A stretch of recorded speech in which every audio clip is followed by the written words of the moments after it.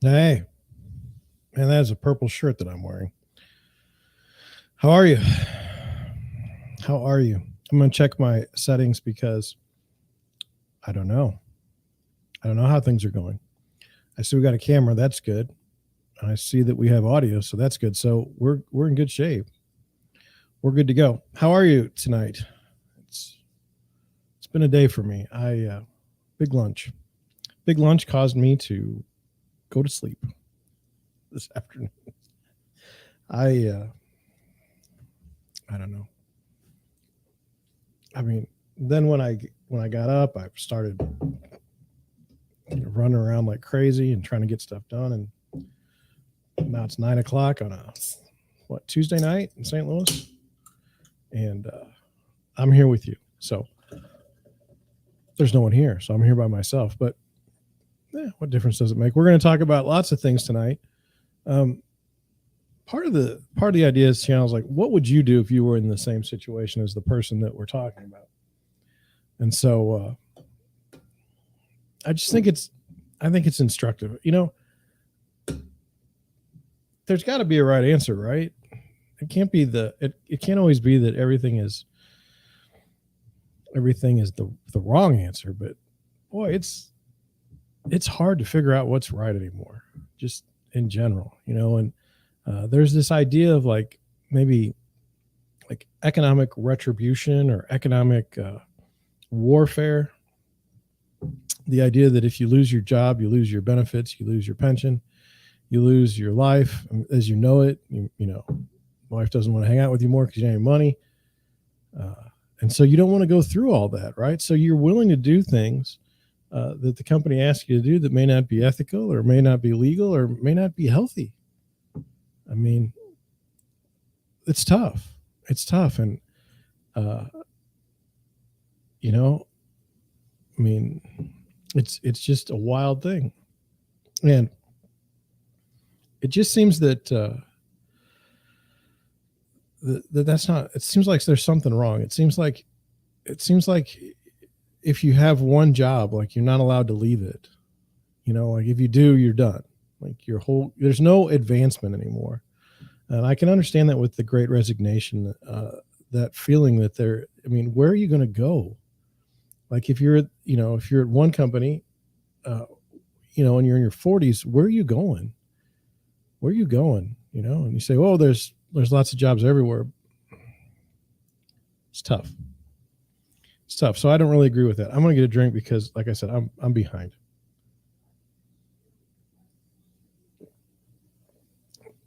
Oh, and I've got my iPad. No, I've got my iPhone connected to the computer, which is unusual.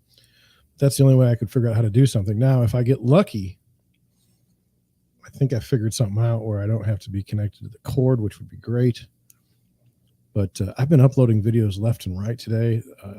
You should see them all kinds of ways. I don't know if I'm going to get any likes or anything like that, but I've just been trying to do more with marketing with the real estate business. I don't think because I necessarily want more buyers, and I definitely don't want any more buyers right now, but I just want more people to know that the business exists, get out in front of somebody's face and see how things go from there.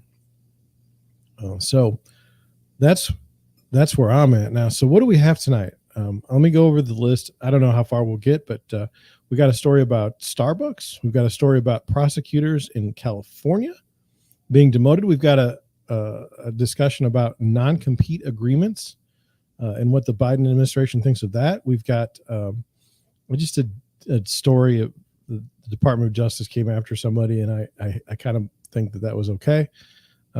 There's talk about, why do you need to go back to work? Why can't you work from home for the rest of the time? And then we have an ethical question to deal with. The lady's fired because of questioning who got the contract. And then we got a story about being fired for a disability. I mean, there's no question about it.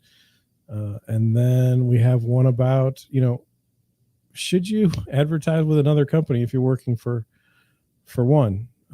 It seems obvious to me, but maybe when we read the story, it'll make, maybe it'll be different. Maybe we'll learn more about it. And it will make more sense. But anyway, that's what we have tonight. I don't know. It's very strange. I'm on a different platform than my Streamlabs, and I mean, I'm getting used to it, but I didn't even get to check to see if it was clear last night, if the pictures look. I have a wonderful picture on my screen. I cannot tell you how crisp and beautiful it is. But when I look at the feed the next day, it has been pretty terrible. And so,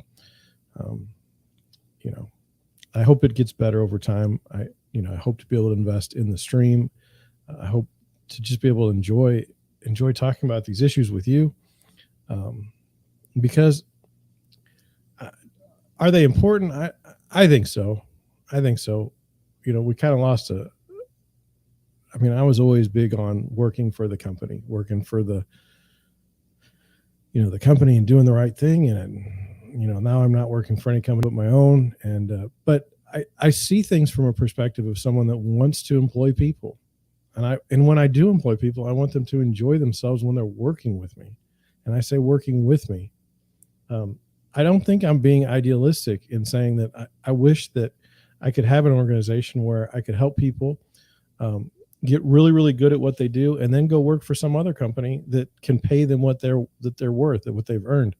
This company, my real estate business, is a training ground for you to go on and do better, bigger and better things. That's the way I see it. Now you say, that's wrong, but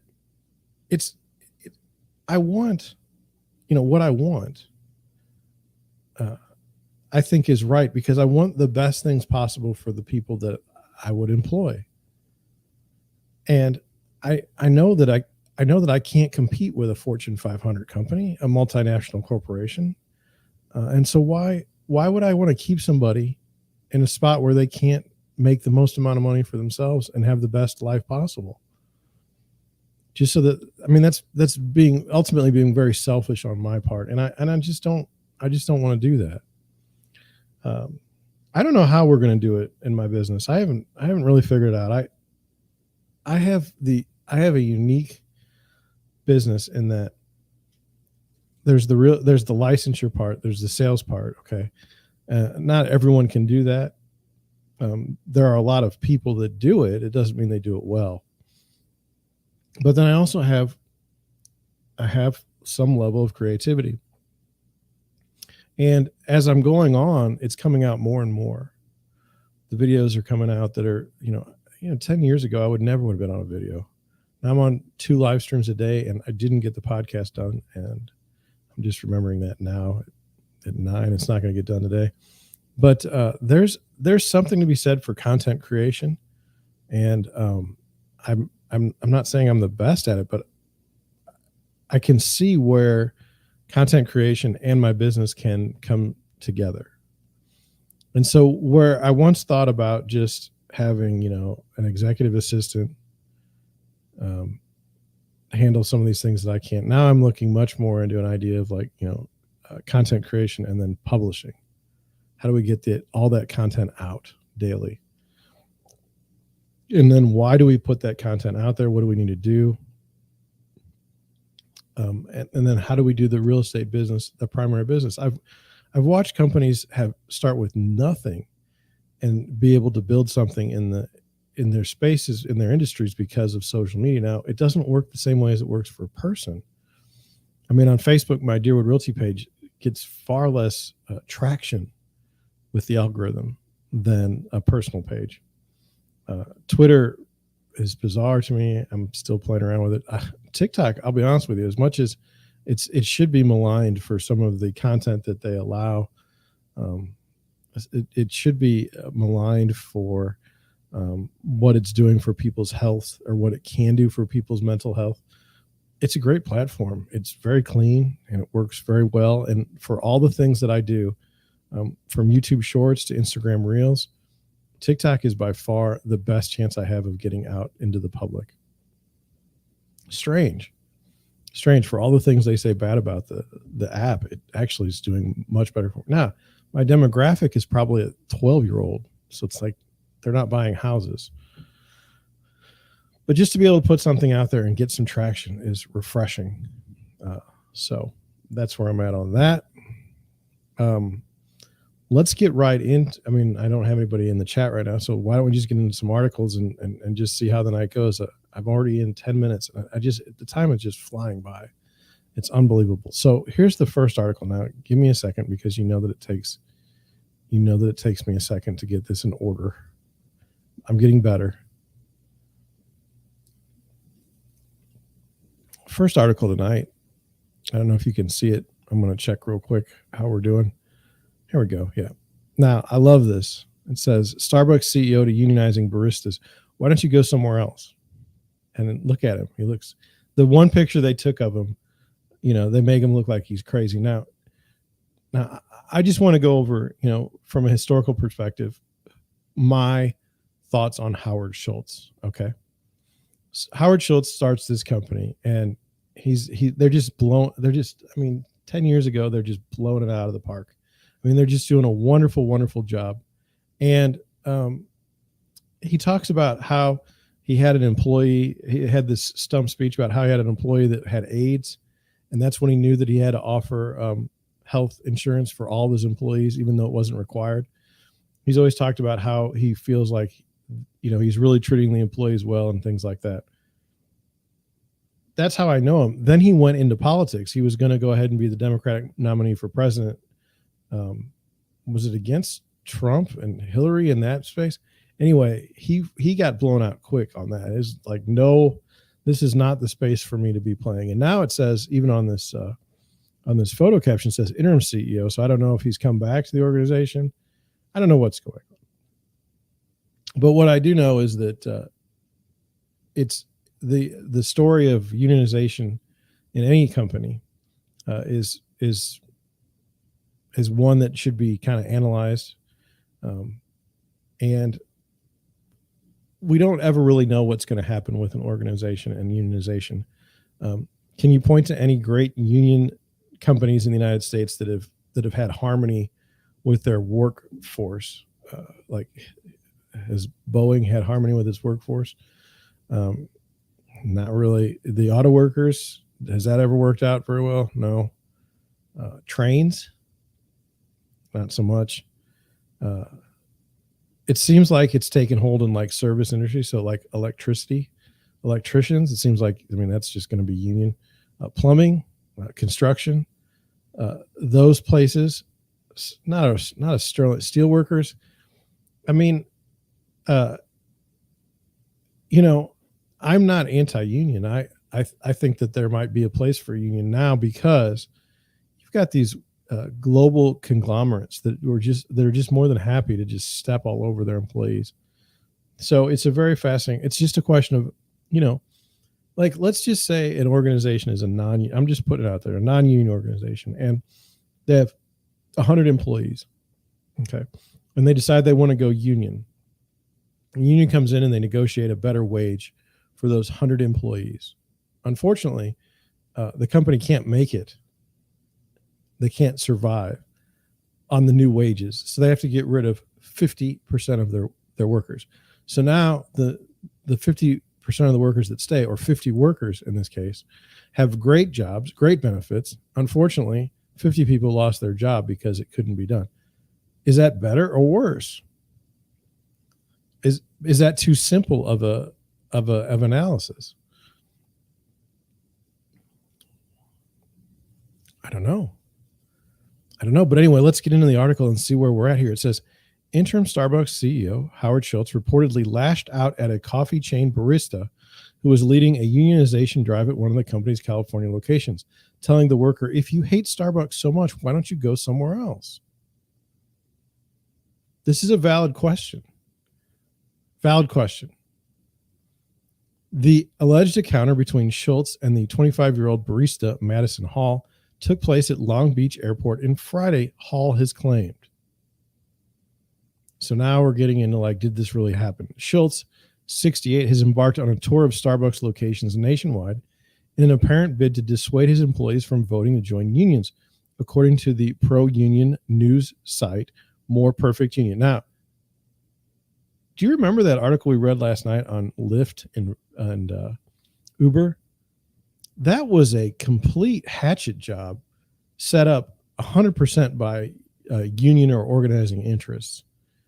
And if I had known that ahead of time, I would not have read it probably, because it was basically propaganda. Okay.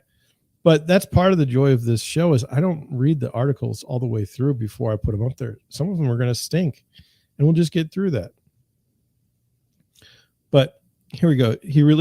Schultz released a statement to the Post saying, with significant pressures leading to the fracturing of our partner and customer experiences, I've been transparent about our missteps and the reason for my return to reimagine Starbucks built on our core values and guiding principles. Now, I don't know if you remember, Howard Schultz did the bathroom thing a while back.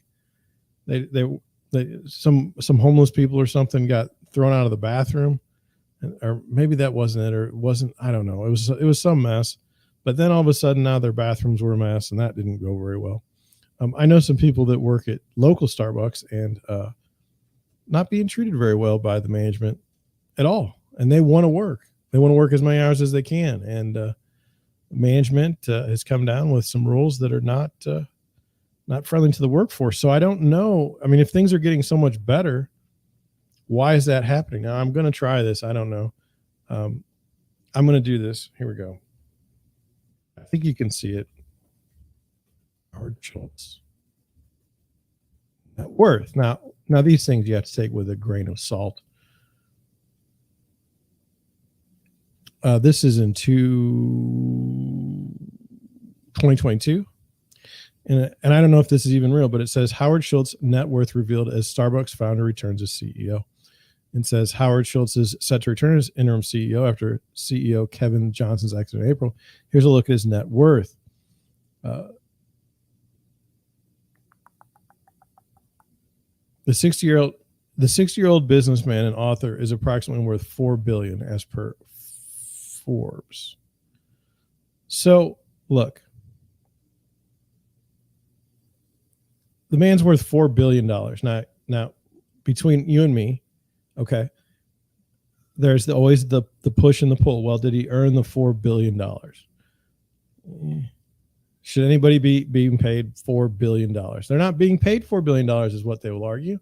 They're saying their net worth is that much. So they could have stock options. They could have these types of things. And look at the tremendous value that they've created for society. Everyone can now go to Starbucks 3 times a day to buy coffee, when before Starbucks, you just literally put it in a pot and drank it at home. Wasn't really that difficult. But anyway, now you get to pay, between $3 and $5 for a small cup of coffee.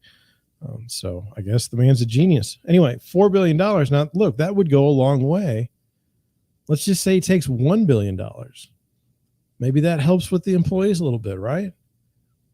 That's where I'm at is, look, he's really not in any space to tell some 25-year-old, go somewhere else when, he's made a lot of money off of the organization that he rightly built. Anyway, Schultz related. Okay, so here we go. I have complete confidence that together we will restore the trust and belief of our partners and deliver an elevated Starbucks experience to our partners and customers. Schultz added that the collaboration sessions with employees have not been without efforts at disruption by union organizers, although he did not allude specifically to Hall's accusation. Hall, who is leading an organizing drive of workers at a Starbucks restaurant, it's kind of tough, it's a coffee shop, of Long Beach, was invited to a meeting with Schultz and some 24 other employees from other stores in the region, the site said. The meeting, which was held at a building on the grounds of the Long Beach airport, began with a videotaped speech by Schultz from a week ago in which the interim CEO blasted Starbucks Workers United, the group behind the organizing drive. Well, that's interesting. Why did he blast them? Schultz, who recently reassumed the helm of the company after former CEO Kevin Johnson left the firm, called the group outsiders trying to take our people while waging an assault on the coffee chain. I don't know about our people. Anyway, he then appeared in person to take part in a question and answer session with workers. Earlier last week, Schultz had given a similar give and take with employees in Seattle and Chicago. A Starbucks spokesman told More Perfect Union, which would be the publication of the union setup there, that the focus of the meeting was about ways we can improve the partner experience and various ways we can co-create the future of Starbucks together. Starbucks is odd because it like ebbs and flows. Like I remember where they were building stores in all these terrible parts of town and people were happy that they had the jobs, and then they had to cut all those because they couldn't make it because they were just getting eaten alive. It's just a very strange organization with like they come and go basically. It says Hall told More Perfect Union that when Hall confronted Schultz over reports that Starbucks was firing employees who were active in organizing, the interim CEO cut Hall off. Then he went on a long rant about the history of Starbucks and about how he used to be poor. I said, you say you're not anti-union, but on July 1st, 2021, Starbucks was found guilty of retaliation in Philadelphia, Hall said, referring to a National Labor Relations Board ruling that found the company acted against two baristas who were trying to unionize. That was when he got super defensive and cut me off saying, we're not talking about this. Hall claimed it was very, very bad. He was getting aggressive with me. I don't really care about, like, this is a secondhand story. It's like, eesh. And then he went on another rant. He told everyone else that he's sorry that this was brought up, that it isn't what the event was about. And then he has hand pointed toward me like I was a problem. Well, you kind of are. I mean, here's the guy trying to do is he's trying to explain to people, look, you know, this is what Starbucks was. Like, this has worked for us for 20 years or 40 years. And look, I was poor once. And so you should respect that because you're probably poor, which doesn't go very well when you're 4 billion, when you're worth 4 billion. He's got a problem there that I don't think he can fix. That story, all that worked really, really well up until now. It just isn't working. I don't know why he can't read that it's not working. He needs a new stump speech. That's what he needs. I mean, anyway, a spokesperson for Starbucks told the pro-union news site, Howard and others in the room requested to get back on track and shift the focus back on the whiteboarding sessions and what they were working on together. What are they working on together? Starbucks management suffered a weekend of more setbacks at 6 more shops, all of them in upstate New York, voted to unionize. Employees at another Starbucks location in Boston also voted to join on Monday, according to More Perfect Union. 2 stores in Rochester and another in Buffalo, the city where the union campaign first started, voted to form a union on Thursday afternoon. The next day, 3 more shops in Ithaca also approved unionization efforts. That brings the total number of Starbucks stores that have voted to form unions to 16. Nationwide, there are more than 9,000 restaurants owned by the coffee chain. The labor movement has been chalking up several significant victories as of late. Last week, workers at an Amazon warehouse on Staten Island voted to unionize, a first for the mega retailer that has worked to snuff out similar efforts by organized labor. I just don't know. Would employees go for a union representation if they were being treated as they felt they should be?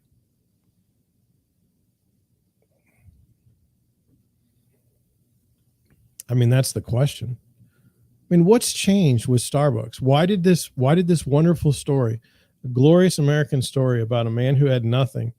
I mean, this is the narrative: man who had nothing and worked and created this wonderful company that delivers coffee all throughout the world, and he became a multi-billionaire. Why is it that he can't get with the employees in the sense that why can't he be on the same page now for the company that he started? Why is that? I mean, I don't know.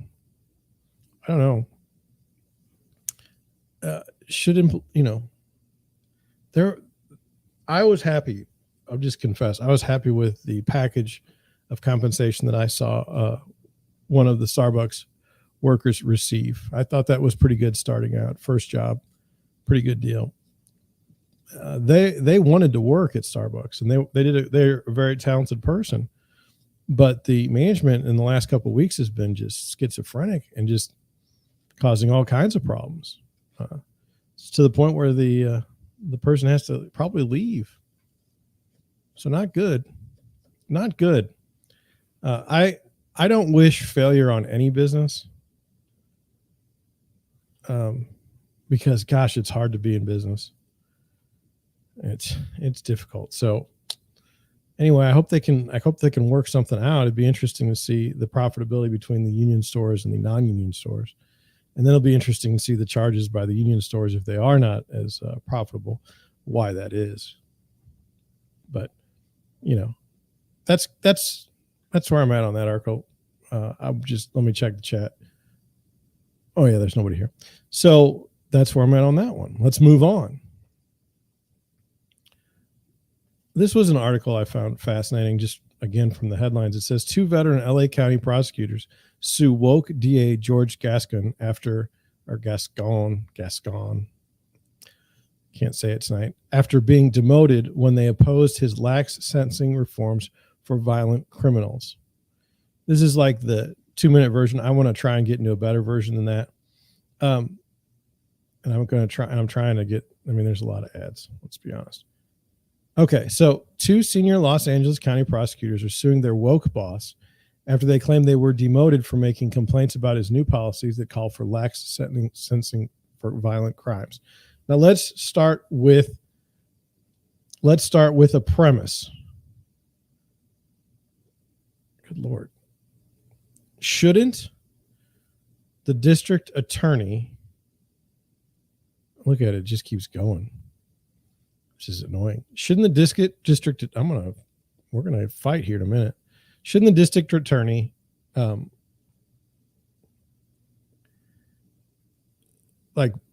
be good? Like defend the public? Like, isn't that their job? Like, so what happens when all of a sudden you get these public defenders that are not, or I'm sorry, not public defenders, but prosecutors that are not doing the good of the, working for the people? It's very, very strange.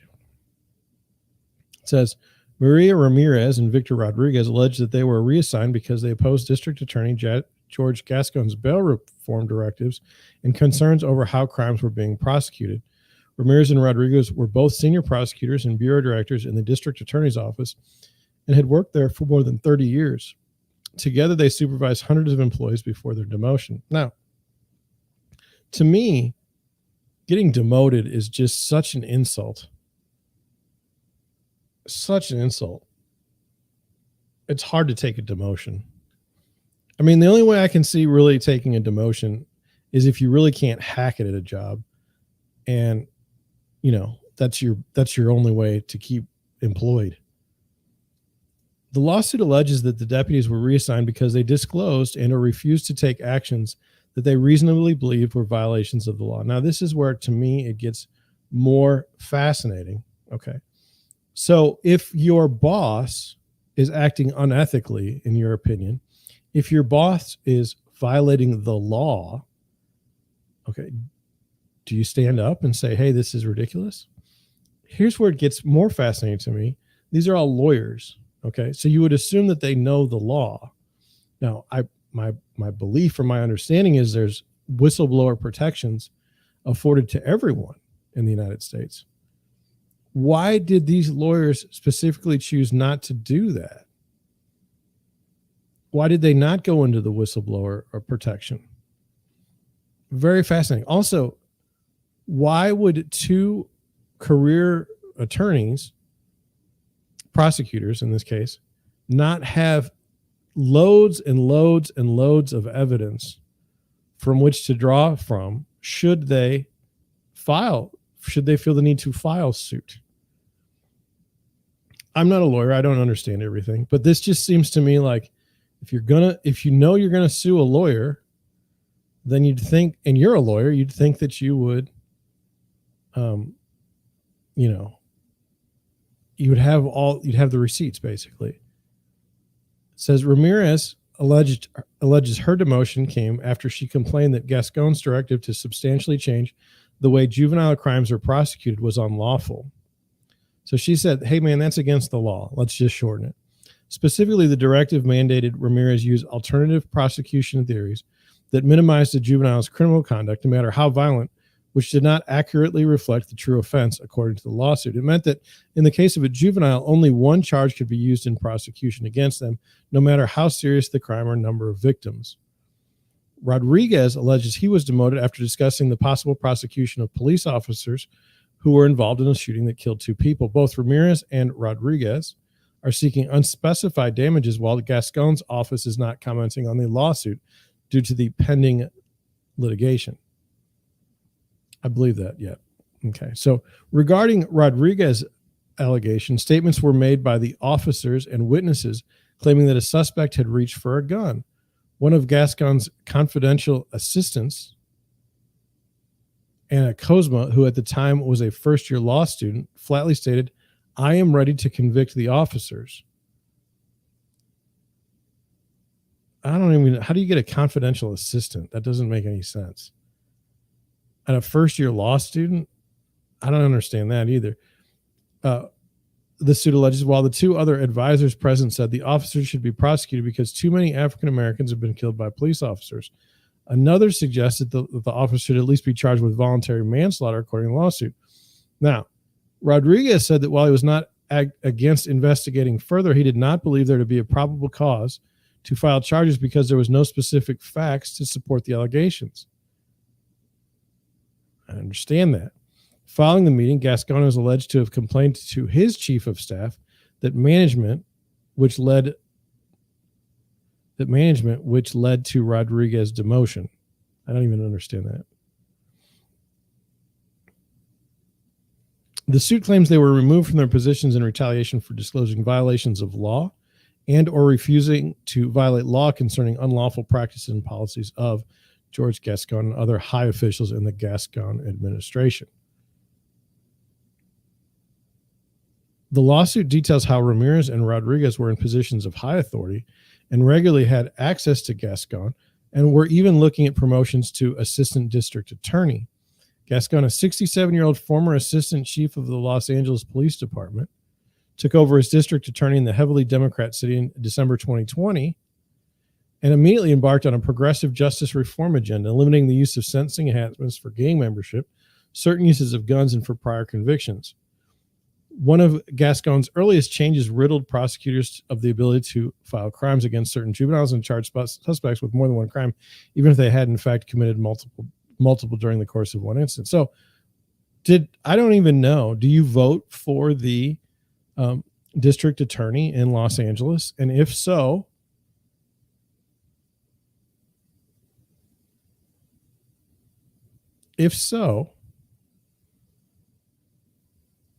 do the voters deserve what they voted for?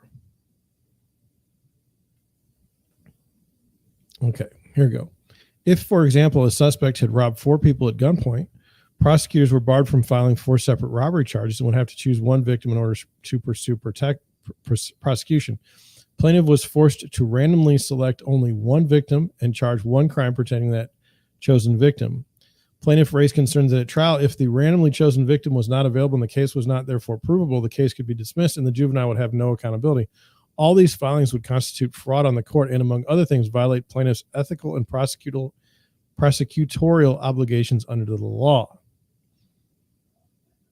Ramirez complained about how Gascon's juvenile justice directives was illegal and violated California's Bill of Rights, and refused to allow input from victims' family when decisions were made to try younger defendants as adults rather than juveniles. Plaintiff Ramirez is personally brought to the attention of George Gascon and others in the administration an unethical and unlawful disposition of a case through a backroom deal that shortened the life sentence of a murderer to a 7-year prison term. Ramirez stroked to Gascon directly about an unethical and unlawful disposition of a case through a backroom deal that shortened the life sentence of a murderer, which saw them receive a sentence. Man, that's the same one. I mean, why am I reading again? Of 7 years in prison.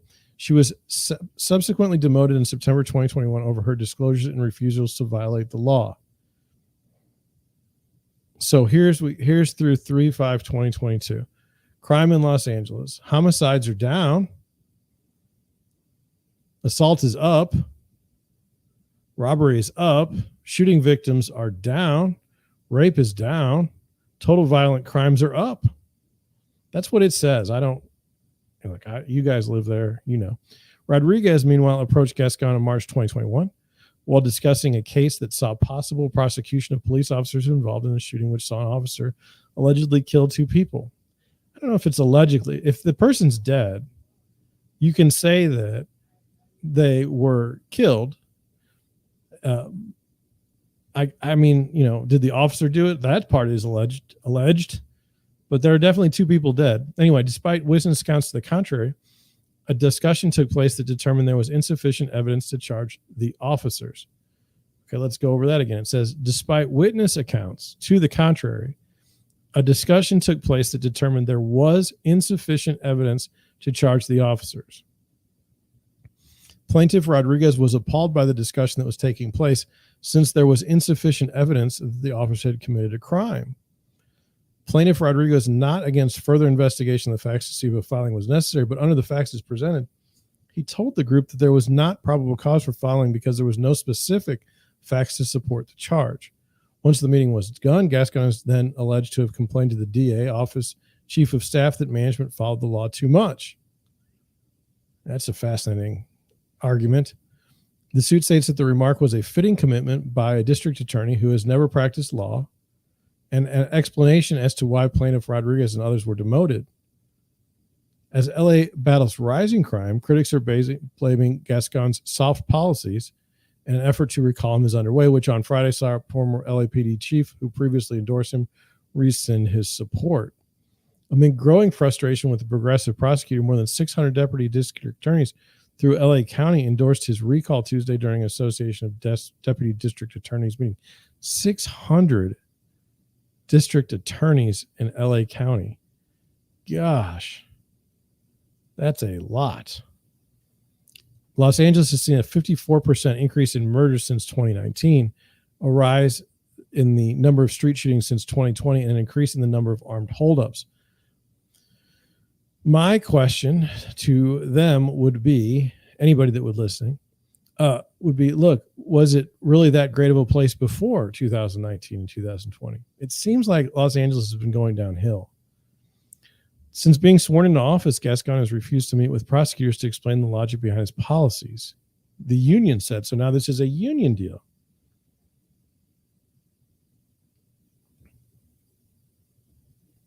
Union Vice President Eric Siddall likened the DA to a failed experiment. Over a year ago, Gascon began a massive social experiment by redirecting prosecutorial resources away from enforcing the law while simultaneously ignoring large parts of the penal code. The result is an emboldened criminal element that knows the DA will not hold criminals accountable. This experiment needs to end. Just checking to see if anyone's in our chat. No one is. The effort to oust Gascon from office started in December. A petition has started to collect signatures to force a recall election. In February, the Los Angeles ADDA stated how 98% of its members voted to support a seasoned recall attempt in an effort, or a second recall attempt in an effort to oust Gascon. The city councils for more than 30 cities have also issued a no confidence votes involving Gascon, who has come under fire for pushing his progressive agenda. It includes directive against seeking the death penalty and also allegations that could lead to lengthier sentences in some criminal cases. His retaliation against 2 longstanding and highly respected prosecutors for questioning the legality of Gascon's directive and how those directives put the safety of Los Angeles residents at risk shows Gascon's lack of leadership. Now, understand, you need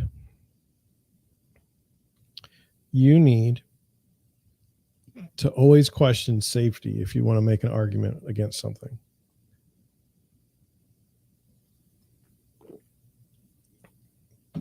How can you argue against safety? A true leader listens to the experts and works with them. Gascon's smallness is a problem for the people of Los Angeles County. Now, I've never heard someone's smallness be a problem, but whatever. Gascon has defended himself simply by stating that his views were well known during his election campaign and that winning only further had solidified his support, and I would agree with that. Look, if the people want to vote for someone that loosens the reins of crime in their city and they're relatively happy with the results, which is more crime, I mean, people vote for stupid people in this case. I mean, it's a bad decision, but let them figure it out.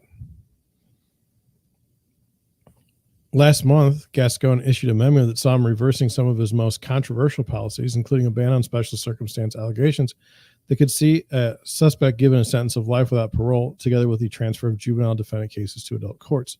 Gascon changed his juvenile policy after a convicted sex offender was overheard gloating about her light sentence on a jailhouse phone call.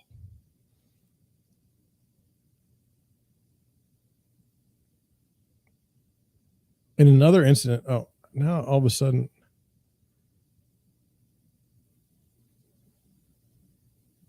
I don't even know. I don't know what happened there. I mean, that's kind of, I'm going to go with that's the end of the article. So why did I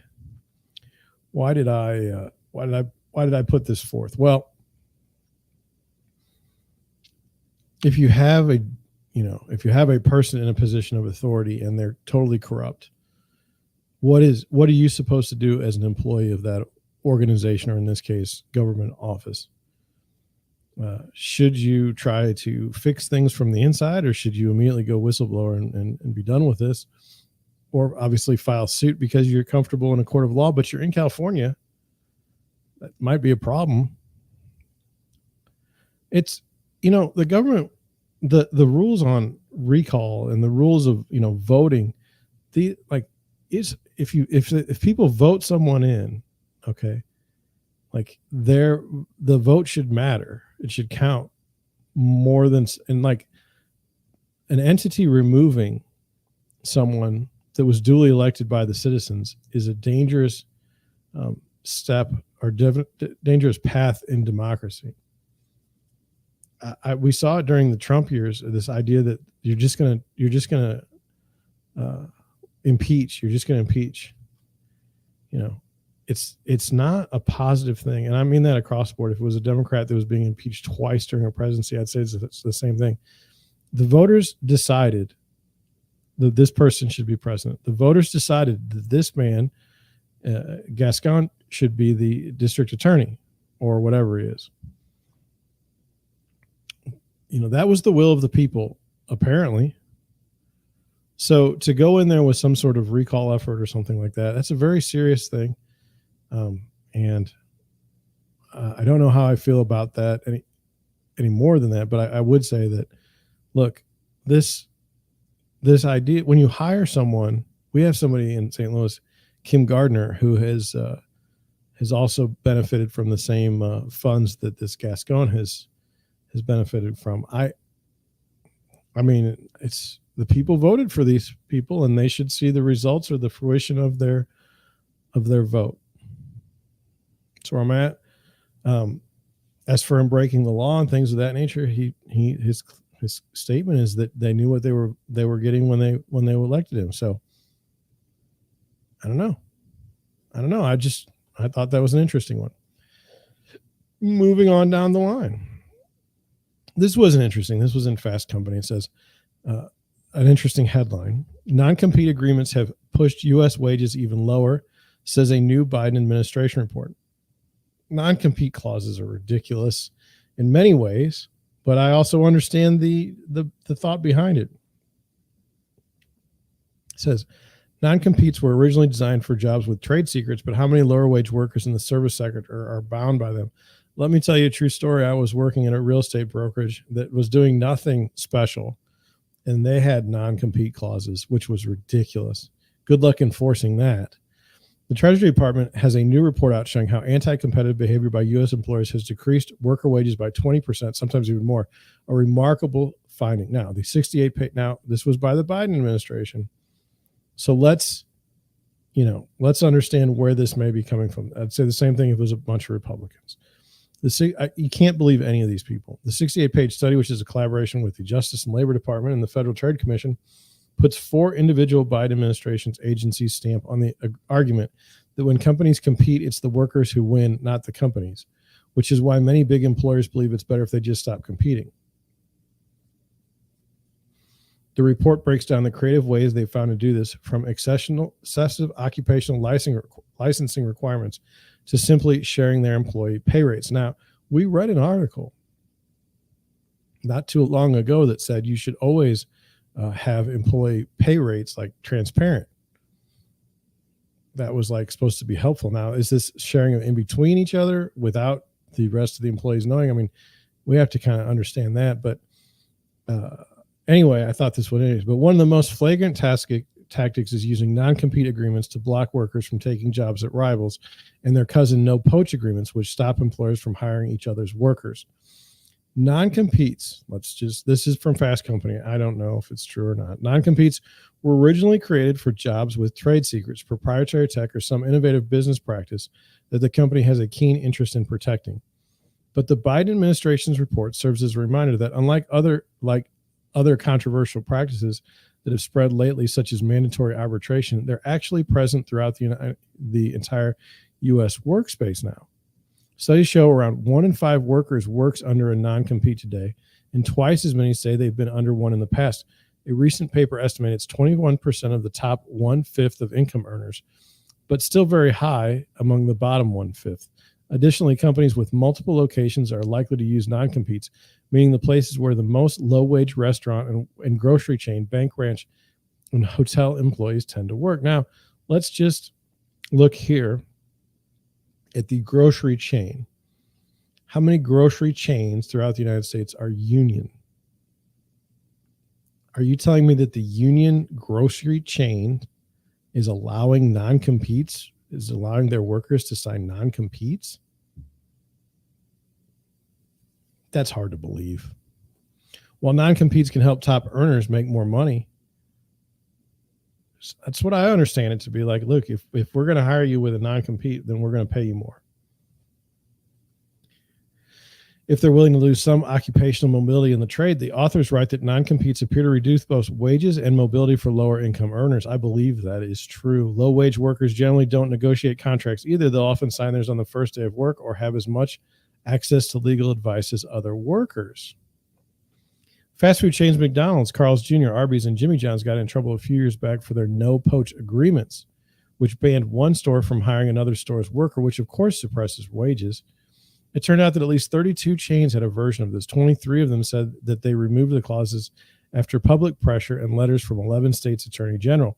But a recent study found that 1 in 6 workers in the broader service industry is still bound by one. So got in trouble a few years back for their no-poach agreements, which banned one store from hiring another store's workers. So that means if you worked at McDonald's, you couldn't go work for Carl's Jr. If you worked at Arby's, you couldn't go to work at McDonald's. If you worked at Jimmy John's, you couldn't go work for McDonald's. That's terrible. That's terrible, especially on the low wage scale. That's disgusting. They should be ashamed of themselves. It's the first I've heard of it. The report notes that these contract agreements present extra hurdles on top of employers' already general unwillingness to raise worker wages. The CEO to worker pay gap has widened even more during the pandemic, but layer on employment rules and agreements that stifle competition and worker bargaining power, the report writes, and this creates a worrying situation that may stymie the drivers of U.S. economic growth. And data suggests that one way to nudge wages upward is to remove non-competes. When Oregon recently ended enforcement of non-competes for hourly workers, their wages climbed by 2 to 3%. Now, is that true? Is that true? Can you put a definite point and say, that at this point, this was removed, and this is what we've achieved? Could it be that the economy was just better and they had to pay workers more? I'm just asking. I'm not trying to be, mean. The Treasury's paper comes on the heels of a sweeping executive order President Biden signed last June to bolster what he called the competitive economy. It contained 72 different initiatives, one of which was a directive to ban or at least limit the use of non-competes in hiring contracts. The order didn't ban the practice itself, obviously, but directed federal agencies like the FTC to draft new rules. That's a process they haven't completed yet, but the report also encourages FTC Chair Lena Khan to use the agency's authority to curtail the use of non-compete clauses and other clauses that may unfairly limit worker mobility. Biden has also endorsed a $15 minimum wage, why not a $30, and hiked the starting pay for federal workers to $15 an hour. How in the world are the federal employees not making $15 an hour? It's ridiculous. But those anti-competitive contracts are an irritation to him. When he signed that order, Biden actually made a point to throw shade on hypothetical burger chains that demand workers sign non-competes, stopping them from taking a better paying job across town. Come on. Is there a trade secret about what's inside that patty? I think that's a fair question. Why are we using non-competes for things like that? Now, I have been in a company where I have moved on and there really weren't any trade secrets. It's real estate. Like, there's only so much you can do. You just have to execute. I don't know. I thought it was an interesting article. Like, were you aware that fast food workers were in a no-poach agreement with other companies? I didn't know anything about that.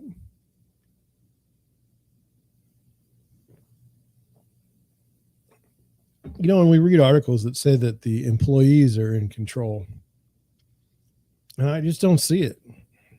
I just don't see it. I just don't. I'm sorry. I mean, you work at McDonald's and you're not allowed to go work for Jimmy John's. I mean, that's ridiculous.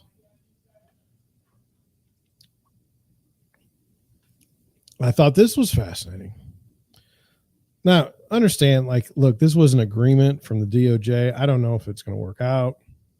Court orders Massachusetts employer who threatened employee to pay $25,000 in punitive damage plus $164,000 in wages, demands or damages to underpaid employees. The U.S. Department of Labor found that PS Tree Service threatened employee, shortchanged workers, and violated child labor requirements. Now, this, I suspect we know the type of workers that were working for the tree company. Landscaping in general in the United States has become an interesting place of employment. Following an investigation and litigation by the U.S. Department of Labor, a federal court ordered a Holbrook Tree Service Company and its owner, who threatened a former employee who participated in an investigation by the department's Wage and Hour Division, to pay the worker $25,000 in punitive damages. Entered into the U.S. District Court for the District of Massachusetts, the consent judgment order also permanently enjoins PS Tree Service and owner Ronan D'Souza from threatening or retaliating against any employee or former employee or their family for cooperating in a Wage and Hour Division investigation or otherwise exercising their rights under the Fair Labor Standards Act. Okay. The court prohibited the company and its owner from taking actions, including the following: because an employee asserted their rights under the FLSA, which I have no idea, Fair Labor Standards Act. Terminating employees, inflicting physical harm or verbal abuse on employees or their family members, reporting employees to immigration authorities or using an employee's immigration status against them, disparaging workers to other employers or disparaging employees to other employers, instructing employees not to cooperate with department investigations. That seems pretty wrong. In related litigation, the department obtained a separate consent judgment order requiring PS Tree Service and D'Souza to pay back $82,000 in back wages and an equal amount in liquidated damages for a total of $164,000 and $164,246 to 8 employees to resolve violations of the FLSA's wage, record keeping, and child labor requirements. Okay. Says division investigators determined that D'Souza and his business paid employees straight time when they worked more than 40 hours in a work week, failed to maintain accurate records, and allowed a 17-year-old worker to operate a wood chipper and a chainsaw.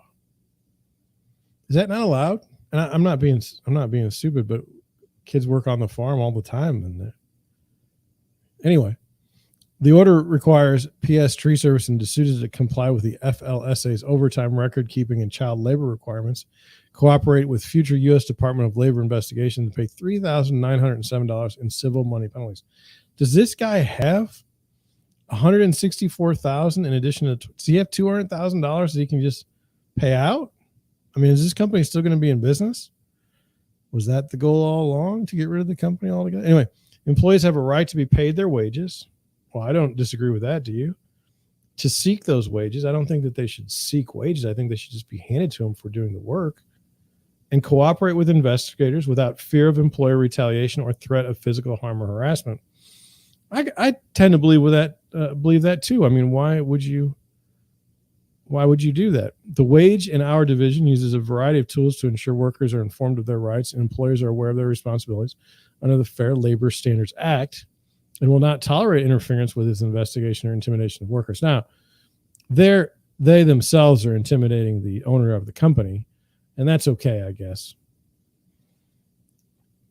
This case should remind employers and workers that the U.S. Department of Labor will take legal action on behalf of workers when their employees threaten or intimidate them, shortchange them on their wages, and expose minor workers to hazardous jobs and equipment.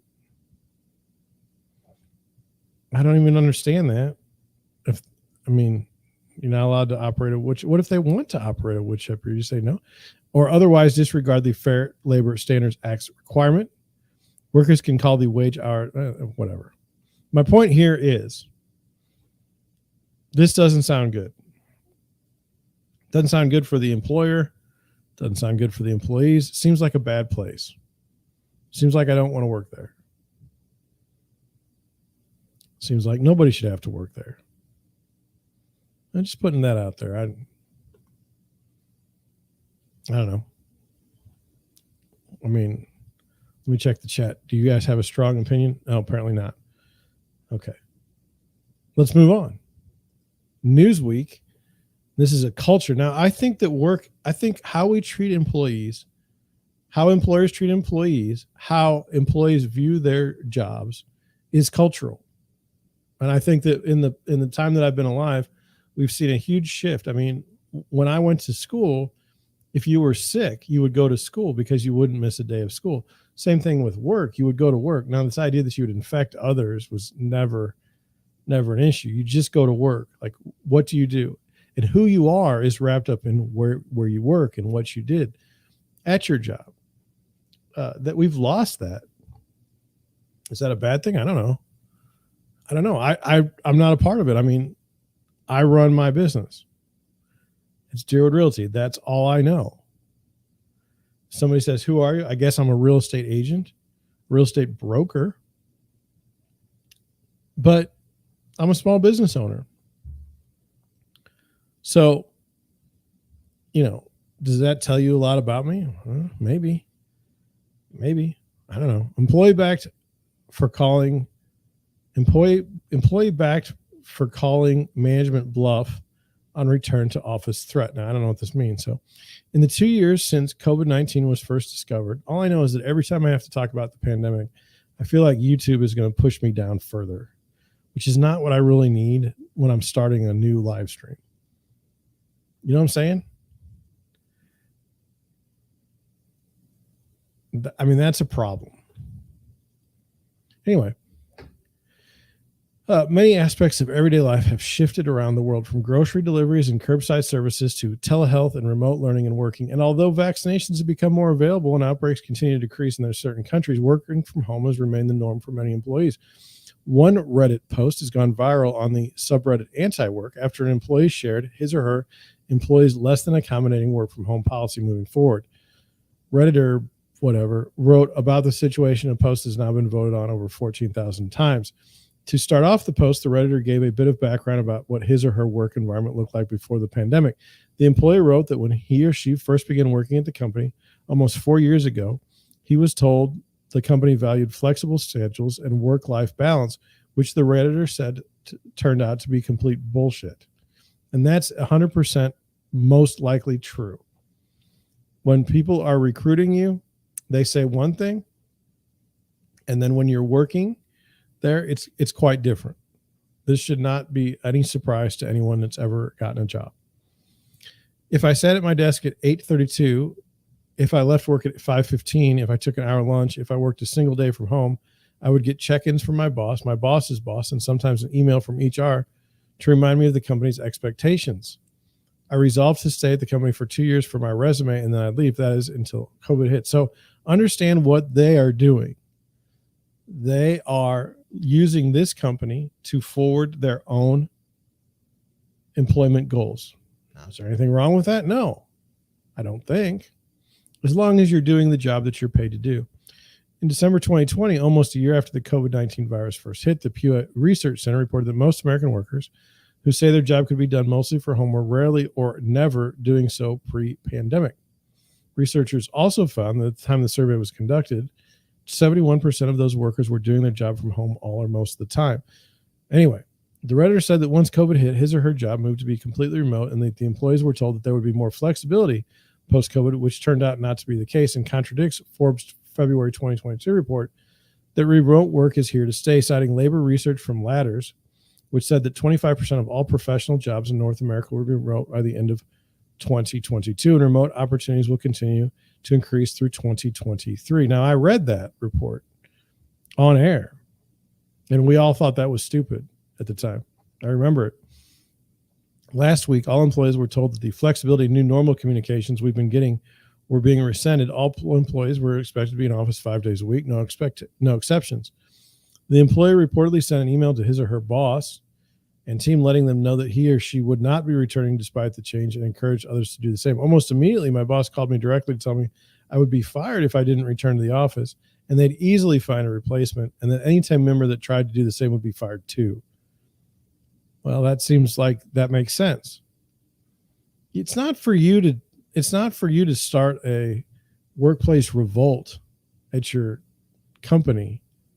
Like, your job is just to go collect checks, like work and collect your money.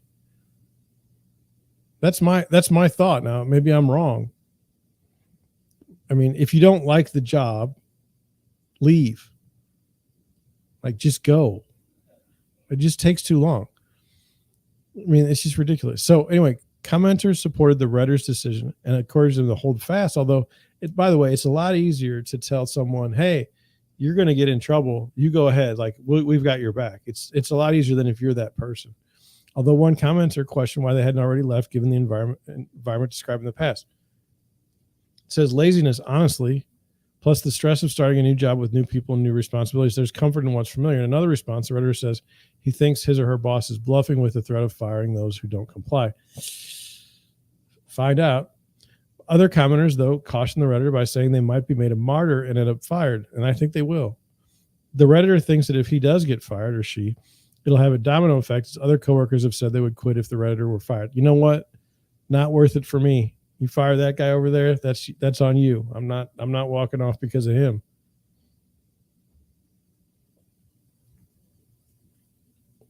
I mean, seriously. So I say let them fire me. If they go through with it, they have to pay me severance and unemployment. I know the job market and what's out there. I've been offered several jobs over the last 2 years, all of which are similarly compensated with full work from home policies. I refuse to be bullied into compliance, and I'm happy that it's come to this. It's the first time in my entire career where I've felt empowered. This doesn't seem like a good worker. This doesn't seem like someone that I'd want to have in my organization. You just got a bad attitude. And the fact that you're being recruited for other places, and then go. I hope it works out amicably between everyone there. That's the last article for tonight. What did we learn? Well, I don't know that we learned anything. I don't think there was anything concrete. We didn't have any concrete breakthroughs. We seem to have learned that the demotion of lawyers is a bad policy, especially when they're claiming that you're not following the law.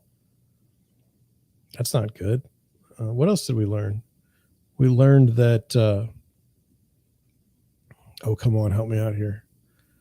What was our first story? Oh, Howard Schultz, $4 billion man, not doing well with the company tour right now. Not getting that thing turned around too quickly. What else? We had, let me check I've got, it's that bad. Anti-competitive behavior by corporations with non-compete clauses. That's kind of dirty and slimy.